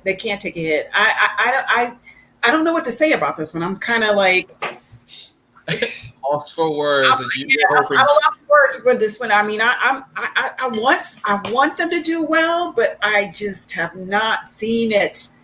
You know, I just haven't seen it, and I always prepare myself for disappointment when it comes to them. You know. Could the flop come in the form of an animation? That could be the end. Yeah. Oh man, I just don't know. I don't know. I'm kind of scared on this one. I'm not going to go either way on this. I'm just. All right, Sebastian. Where do I start? Where do you end? First off, not Yeah, where do I end? First of all, I'm gonna give Zack Snyder's credit for one thing that he does. He gives you a beautiful shot as a director. He will give you a very beautiful shot. As far as original story goes, all we just need to know is Sucker Punch. That's it. If this guy has no overhead and does DC animations, then I'm not sure if anybody remembers. He says that he would make a darker Batman than Nolan, and he goes, "Oh, my Batman would have gotten raped in a Tibetan prison." Okay. No, we didn't need that, and that was Zack. And this was when Zack Snyder also, too, at the time, was trashing Ant-Man before Ant-Man had gotten released, and yet Batman versus Superman flopped that year too. Yeah. I don't have faith in Snyder. I have faith in the shots he has, that he can do, that he can give you. I just have no faith in him as a storyteller, so it's a complete no for me, dog. No for me. Okay. So, Sammy. That's a safe word, by the way. Absolutely not. Absolutely not. Regardless of whatever Snyder has successfully done or not, at most, he is a pretty decent director with real people. Right. When you direct for an animated art feature, it's a completely different monster. And he can barely direct a cohesive story with real people, let alone animators. You have to know story pacing. You have to know the properties of animation. You have to know color. You have to know so much more artistic things than he actually has shown us, aside from here's my pretty cinematography with my awesome cinematographer standing next to me. So if they want to bring a name in for the animated series, bring back Bruce Timm. He's the one that started the onslaught of DC animated series, right? Batman animated series, Batman and Superman, the new Adventures of Batman and the Adventures of Batman and Robin, the new Adventures of Batman and Robin. I mean, even bring in the dude that did the Big and the Bold or whatever that one was. That was even better than what Snyder will probably do. I seriously doubt he will even try and step into that role. And if he does, like DC, like Warner Brothers just committing seppuku with a blade that's called Zack Snyder. Oh, can I just just let that rock? Let that rock. Bergy. And follow that, Michael. Yeah. I think it's like a mic drop. I can't even really. It's just horrible, man. It's a great. I loved it. Zack Snyder is not going to touch anything, I think, on animation. And if he does, he is just going to poison the well. Like, he is not that good for that. If you look at a lot of his movies that he has done, they are not fantastic. It's like Sebastian said, you want him to set up a perfect shot, visually stunning, absolutely incredible. The man knows what he's doing. I he did Legends of Gahul, which was like a CGI animation style movie. A lot of people don't know. Movie was good. He directed it, but you want to hand him now the basically the keys to the kingdom in DC animation. They are top notch. Marvel has tried with their animation. They have flopped. Their Marvel cannot get out of their way for the animation, but their live action movies, there's second to none. DC, with every single one of their movies, are absolutely amazing for animation. I think they might try to tie in some of the movie lines with the TV cartoon series and like the animation. And maybe he's like the guy that kind of is like, all right, well, here's what I want to do in the movie. Can you guys work this into the animation? Maybe that way, but keep Andrea Romano, keep Bruce Timm. You need those guys. They are the best ones available. Do not let him near it. He is going to ruin it. I just think he's a bad spot for that. There's no way he's going to create that and help that line. He's just going to be horrible for it.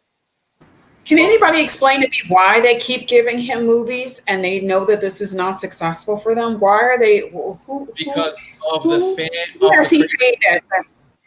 Because of the crazy fan campaign that had over 25 million retweets to release the Snyder Cut, and that's the major problem that they have. Granted, a lot of studios will listen to the fans. A lot of times, it's not in their best interest. We've seen a lot of times, even with Disney, and especially with Marvel and Disney, don't follow the fans, or even with current wrestling right now with WWE, you don't give the fans exactly what they want, but you write a good storyline. That's why Marvel is doing a great job with their storylines, and they will introduce a new character, a new face. I think another thing with that though is there's no directors that want to touch the DC bombs that are out there. Right. Besides what was done with Aquaman and Wonder Woman, they haven't put out a good solid movie ever, and they've gone through how many directors? Hence why they knew they lost Snyder. They went Whedon. Whedon didn't do well, so now you had Snyder, and he's the only one that wants to touch it because he's got a vision in his head and he thinks it's going to do well. No other director wants their stuff. And also look at it this way: since 1989, how many Batman movies have we had? And how many other movies haven't we had? At least 7, 8. So here's the giant dilemma. With their own franchise character, they have failed time and time again to give you an amazing storyline. And when we did get one from Christopher Nolan, he was a different Batman, and that was a complete one-shoot. And guess what? We have to go back and redo Christopher Nolan for giving us something good and amazing? I still say WB, and with that, they can't figure out how to make their movies. And Marvel said, they go, here's a raccoon that talks to a tree that says I am Groot, go have fun at the movie theater. And we disbelieved for 2 hours and we had a blast. Warner Brothers can't figure that out. They didn't know how to create Wonder Woman as she was made from clay, she was a goddess, she was made from a god. They didn't want to do that because they didn't want to touch upon that type of storyline. They didn't know what to do with it. And I still think they're still going to bomb with a lot of the movies. And I'm a huge Superman fan. I don't know. Yeah, and then you also had a lot of women in the background also complaining about Gal Gadot not being fit enough, or there was facial hair features or some sort of hair features that literally were disapproved by certain organizations or certain groups. So while DC has all these problems, Marvel just go, no, you're getting this person. Here it is. We're going to give them to you. Stop complaining. Go watch the movie and have a little fun. DC has their little problem of don't do this, don't do that. This didn't work. We're going to try the Marvel approach. That failed. And, and their animation is one of those where just like, no, you're getting exactly what you wanted out of the characters. You're getting your storylines. But go ahead, Sebastian. No, as I was saying, to add to that, it's really weird how Warner Brothers and DC have failed their movie division, but their live TV shows have also been doing better than their, even with the limitations that the big studio given them, like when they took away Harley Quinn from the CW shows when she was supposed to appear on Arrow, and they kind of like watered down their Suicide Squad. The TV shows for the Arrowverse had done 10 times better than the actual movie universe. Right. Well, that's because CW TV oversees that. Warner Brothers as a production company, does not. Warner Brothers just owns the CW. The production company is CW. For the films, it's Warner Brothers. So that production company is trying to make everything real, you know. And it's like, okay, come on, like it's a dude that is in a tight blue onesie with a cape and a perfect jerry curl the entire time, no matter what he does, and he is invulnerable, and he flies around, you know, and he's got a gal pal. Like, there's a level of suspension of disbelief that has to go in, and they're just not getting it. They like, we got to make it serious. We got to make it real. It's got to be real. It's got to be realistic. How realistic is it that a billionaire is going to dress up like a bat on his off time, Right. and go hunt criminals in a city, but never use a gun and never kill anybody and only tie them up when they need to? Like, you know, so they just aren't embracing that comic book suspension of disbelief that Marvel and Disney have had the entire time. I mean, they're not trying to make Iron Man real. Like, they're like, here's a billionaire and he's super smart and he made this awesome super suit, and boom, there we go, Iron Man. And we sit down, we shove popcorn in our face, and we love every second of it, because they're not trying to change what we know. And that's the problem with Warner Brothers as a production company. They want to make it the serious drama, and they want to give it all of that. And that's why it's failing, because they're not getting somebody that understands the content. And that's a huge thing from the production company. The people at Warner Brothers, they know Batman and Superman from what they did before, not because of the comics. Whereas Feige knows all of the comic book stuff. Yeah. And that's why Marvel has so much of a stronger storytelling direction than, you know, Warner Brothers. They don't have a Feige. They need a Feige who knows the source material, has read all of the comics, has good storytelling abilities, experience in production and project management. But here's the thing, Sammy. They do have they're called the writers and the artists that have actually done the comic that they pay these people for. That's why the CW show does Warner well. Warner Brothers owns DC Comics. The fact that they have a hard time with writing also proves a point that how does DC have like these amazing writers to write, you know, Series 52 was an amazing write, but meanwhile, why can't these writers write the movie? You've got Jeff Johns that writes for the TV series. You mean to tell me this man could not write a movie? We bring a writer that lives in Oklahoma, somewhere that no one's heard of. Hey, I got this idea for it. He pitches it. It's horrible. How about bringing in Jeff Johns that wrote Superman, The Flash, Batman, you know, all this. You have him doing the TV shows, do the movies. He probably would knock something out of the park. But they don't. I have this image of a lot of old heads sitting up there with cigars trying to figure out. I think they need an enema up there because. I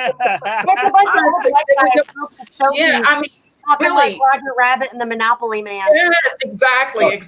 They don't. They are totally out of touch with the fan base. Yep. And if they knew that was the element, they would bring in this new blood. They would bring in the original writers. They would allow this to happen. There is so much control up there and fear of bringing in new blood.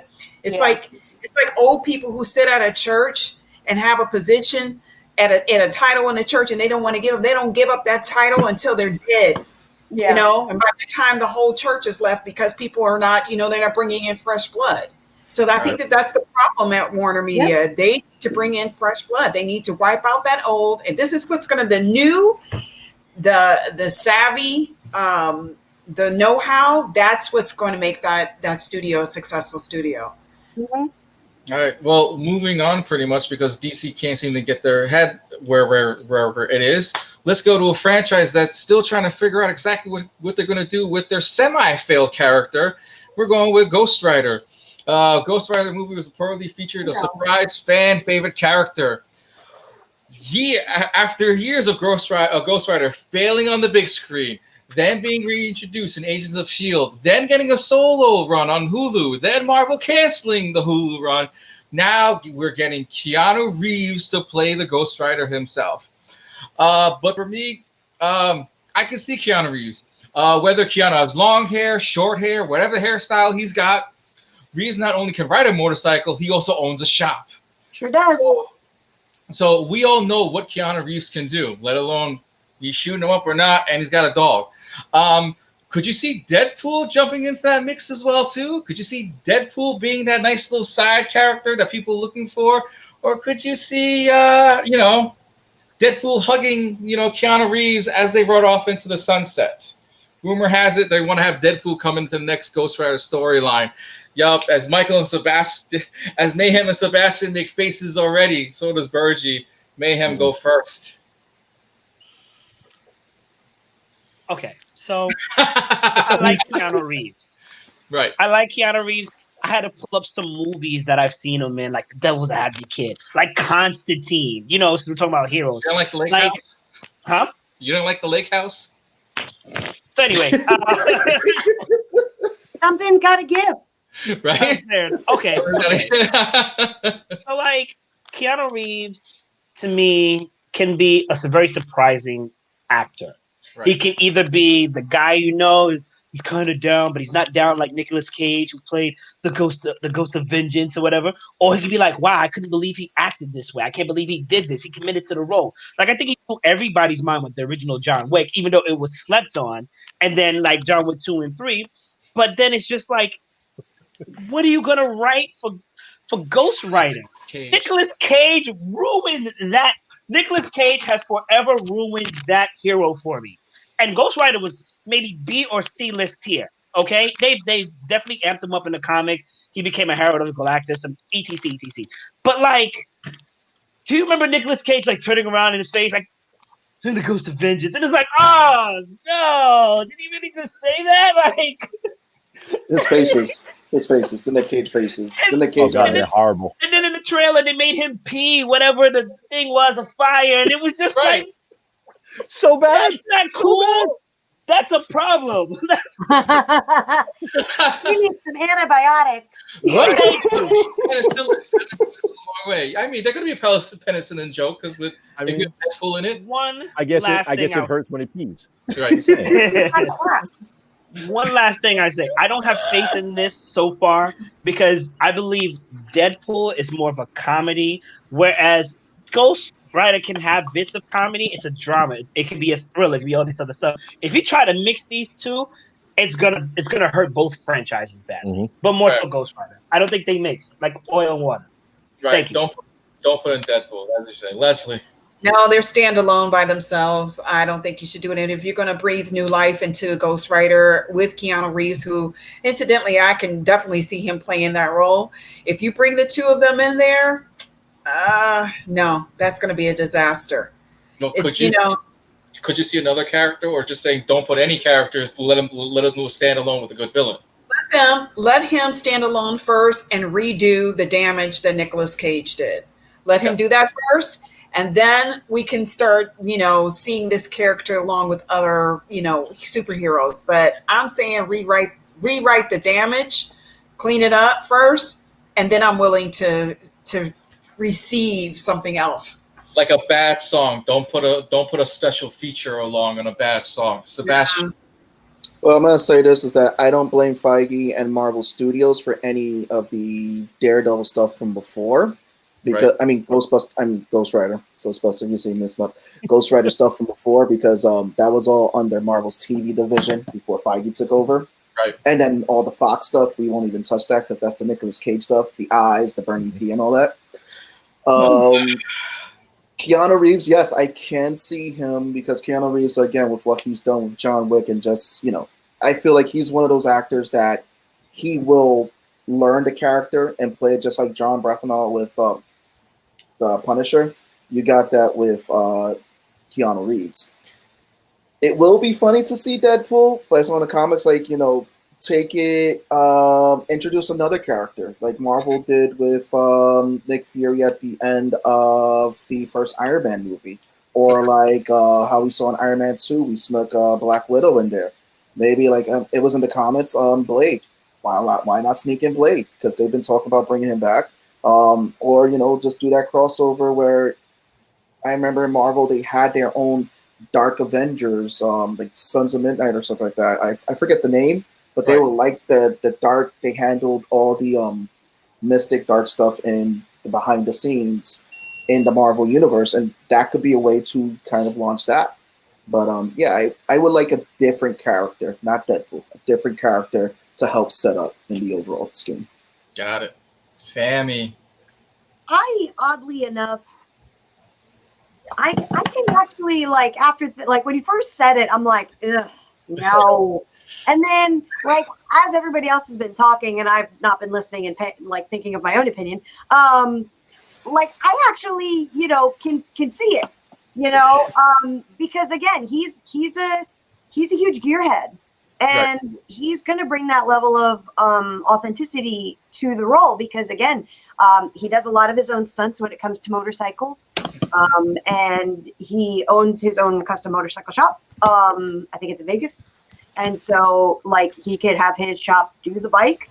But what I'm getting like, so I'm pretty solid. Like if you would have said, Keanu Reeves or Nick Cage, like I would have went Keanu Reeves. Like Right. I don't like that hokey.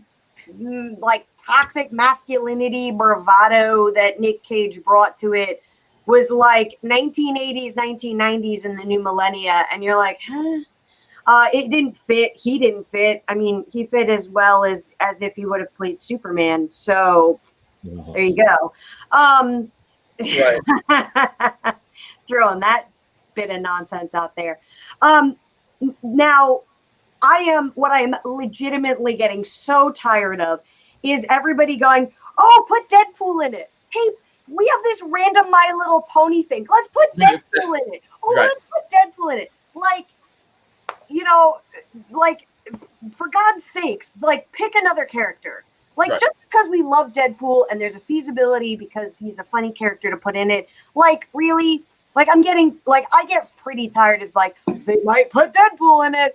Deadpool should take over the Stan Lee things. It's like, all right, like, we're going to hate the character because he's now shoved down our throats if they got the way the fans got the way that they wanted. So, like, no. With Maybe other Ghost Rider team ups that he's had before, Deadpool was never one of them. Why are you constantly shoving Deadpool down our throats? Exactly. And it's with everything. Like, Deadpool is being crammed down our throats with everything. And it's like, it's awesome because it's its own thing. Mhm. And even if you wanted to entertain the thought, it doesn't make any sense. It's two different types of films. Like you've got fourth wall breaking humor, crude humor with awesome action. You have a popcorn flick. And then you've got lot less humor, really awesome special effects, more serious film. Right. They don't go together, because what's the reaction, Well, we've already Ghost seen Rider. Nick Cage and his dry humor. It just didn't work with all those silly because puns of the and character. jokes. He's a tortured character. Like the dude got cursed. Mm-hmm. He's not like a jovial dude. Like, hey, yeah, woohoo, let's go get some souls because that's what I want to do on a Friday night. Like the dude was cursed. He made a deal with the devil, and he was cursed. So he's not exactly the world's happiest guy that he's gonna rub elbows with our merc with the mouth. Like it doesn't work. There's no chemistry there for it. As Sebastian's too cool and has to type away, Bergy, go ahead. You got mic problems still, like that microphone picking up everything now. Jeez, man. Now we hear everything. Right? I like Keanu Reeves. I've been always a big fan of Keanu Reeves. I want him in anything. I kind of want him more Moon Knight because that was rumors for him for Moon Knight, and I was digging him more for the Moon Knight character. If you're going motorcycle-wise, I actually thought Norman Reedus could have done a better job as, Ghost Rider. He's another bike guy, whatnot, special effects. He put, Flaming Skull, best he'll ever look in his career. So, I mean, that would have been fine. Throwing what's-his-face Deadpool in, it's like you said, Sammy, they're shoving him down our throat because they don't know where the hell to put him in this entire Marvel universe. They just can't figure out, and they want the fans to come and watch the show, watch the movie. They're going to throw him in it. Why not do Constantine? The only downfall is you have Keanu that's in talks to do Constantine.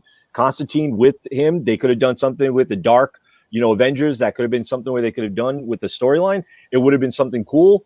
I think they definitely need to fix the Nick Cage debacle for 2 movies and him having a bad case of penicillinitis. It's just not there. They need to fix that. And my God, I can't believe you brought up Nick Cage as Superman. It's still nightmares for me. I remember seeing the image of that. Still gives me nightmares.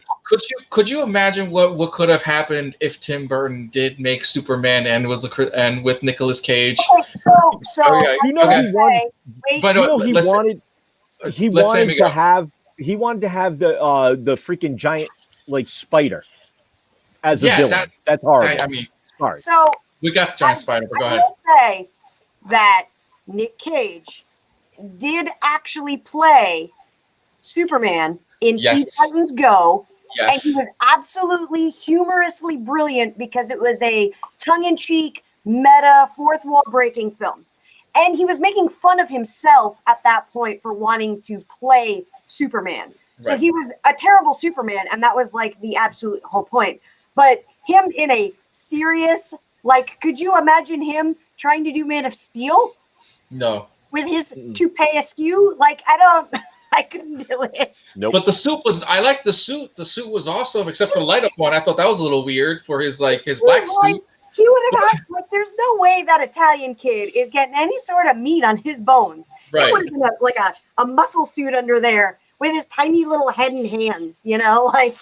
But to follow up with Michael, pretty much, Keanu Reeves can easily do two roles because we forget Moon Knight in the actual comic book series never takes off the mask. So this will be the one character where the mask stays on 24/7 and never comes off to reveal who the actual hero is. So that could always be happening. Sebastian looks like he's got a lot of comments to say about this whole series. Go ahead, Sebastian. Which one? What? Ghost Rider? I just hit you up with that. I think you got more. I think look at you. No, like, just in comments. You're the only one leaned in to like have like 5 more seconds, you know, as if like. No, I'm just getting comfortable. It's my lazy self, bro. Don't worry. It's all good. Hey, man, listen to my opinion. Right, listen to my opinion. You got nothing else to say. To be honest, I like, you know what? Like, let's just see Keanu Reeves go with it. Let's not put anyone else with him. As Leslie said before, let Keanu Reeves save the franchise. And if the movie tanks a little bit, you know exactly what character to introduce, so that they can do a quick team up and introduce them somehow into a Marvel universe. With the Marvel franchise and the character line so big, you can just take someone that you've never heard of before, just sitting in the back pages, just go, here you go. We're just gonna add, you know, maybe we could add Moon Knight as a joke. You know, Moon Knight and Ghost Rider, both played by Keanu Reeves playing in a movie, which would be kind of funny and interesting. Which has been done before with certain movies, including some of the HBO series with the same actors playing a twin of himself, and that's what they do. We've seen in Parent Trap as kids growing up, where, you know, we've seen 3 at a time or 2 at a time on screen. So it's only a matter of time what we get to see as a movie franchise and everything else. But since we have a lot of mouths and we have a lot of faces, you know, let's go into like ending the show pretty much. Michael, Mayhem, Alexander, where can we find you? Where can we spot you? You know, give a little shout out and let us know where we can find you next. So definitely you can find me at Geeks Unlimited. I've had the pleasure of having Hash and Sebastian on the show on Hyrule Geek Kicks. You can all find that on YouTube or on our Instagram. I also podcast and do Last Stop on the L, as well as Understanding Us. It's mostly on my personal page of Pure Mayhem. I do a gaming channel. I'm trying to do it all. I'm trying to do the fitness as well. What I need, I guess I need a manager. So, you know? But if you can't find me anywhere else, you'll definitely find me here every Sunday at 8. As long as I'm not in a basket going, Martha, you know. Right. That'd be this one right here. That'd be this one right here, you know. Yeah, this one. For me, he's over here. So definitely find me here every Sunday with Hash as a recurring guest. Thanks for having me. Leslie, where can we find you? Hey, so you can find me with the Bitten Apple TV. Somebody did it. With the Bitten Apple TV, Martha. The Bitten Apple TV. Also, I'm an actor, so I did a film in 2003 called Camp. We are doing a virtual reunion of the cast. The cast included Anna Kendrick, Robin DeJesus, some other people are going to come into that. I will keep you posted. It'll be on my Facebook page, and that's under Les Fry. Also, I am working on a film of my best friend, Greta Thyssen, who was a bombshell actress in the 50s and the 60s, known for mostly the Three Stooges. So I am still working on that film. We've had some setbacks on that, but we are going forward with it. And you can catch me online, gaming. I'm under Sista Slaya, SISTASLAYA. Right now playing Dead by Daylight and Destiny. Well, Yeah, when you have a welcome. chance, go into the comments, drop your gamer tag so everyone can find you wherever system you're on or playing on. Drop the line so that you can get more people to game with as well too. Sounds So good. please do. Sebastian, where can we find you? You can find me on Instagram at Sebastian Bonet Art, where I do drop some of my art when I'm drawing. You can find me at sebastianbonetart.net, where you see all my stuff, online store. I will be at MBeyondCon 2020 on August 22nd. You can definitely check out my art there. And you can find me a part of the Nerds of the Round podcast. Me, Law, Tony, which we've had Mike on. We're definitely going to get everybody on. We love to have people on the show, talk nerdy stuff, learn about creators and everything. And just to announce, at MBeyondCon 2020, Nerds of the Round will be hosting various panels with a lot of the people who have gotten to meet, from writers, artists. So we're looking to, Nerds Around is looking to take over this year, 2020, 2021. And we just love to have fun. So that's where you find me. Good stuff. Sammy, where can we find you? As always, you can find me here every Sunday night chatting with, of course, Mike and Bergy and the now new Mike. So Mike and Mike. Yes. One of you's got to be Ike, so I can say Mike and Ike.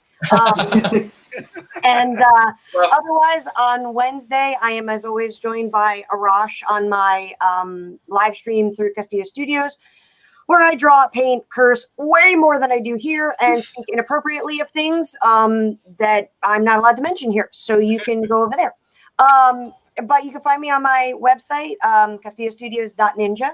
And then my Instagram is TS Castillo Studios. I still have my San Diego exclusives up for the next week because I got a lot of people begging me to keep them up. So they're still up there. The print sale is still going on, and there's a ton of new art coming next week, aka this week. Yes. Michael, where can we find you? Every Sunday night here with the mayor. We call him Hash, and Sammy, and I guess now I have Mayhem here joining us now. Yes. On Sunday, so it would be something kind of cool. And you can check us out on Facebook on a group I run, BYOG, Be Your Own Geek. Just want you to come on in, check it out. We talk about toys, TV, video games, movies, music, you name it. We talk about it in there, and we drop a lot of stuff on that. And I think Hash and me are going to be doing something else during the week on Tuesday nights, talking pop culture with toys and stuff like that. So definitely got to check us out. Yes. I'm not invited. My name is Arash Zandieh. I want to thank my whole entire panel. I'd like to thank Mayhem. I'd like to thank Leslie, Sebastian. Thank you for joining us today. And as everyone just announced today, Michael Mayhem is now our new fourth person that will be joining us every Sunday here. Yes, here on this. Now you gotta go to the mic and start crying and go, they love me. How we feel that. Yes. You can catch the four of us here every Sunday here at 8 o'clock for This Week in Pop Culture. You can catch Michael and I every Tuesday where we take This Week in Pop Culture and talk about the toys that you love and see with the love of Be Your Own Geek. And you can catch me every Wednesday pretty much producing and helping Sammy Castillo. And you can catch her out at castillostudios.ninja. Go and grab your San Diego Comic-Con exclusives. My name is Arash. Thank you all for joining us, and we will all see you next week. Good night, everyone. Good night, everyone.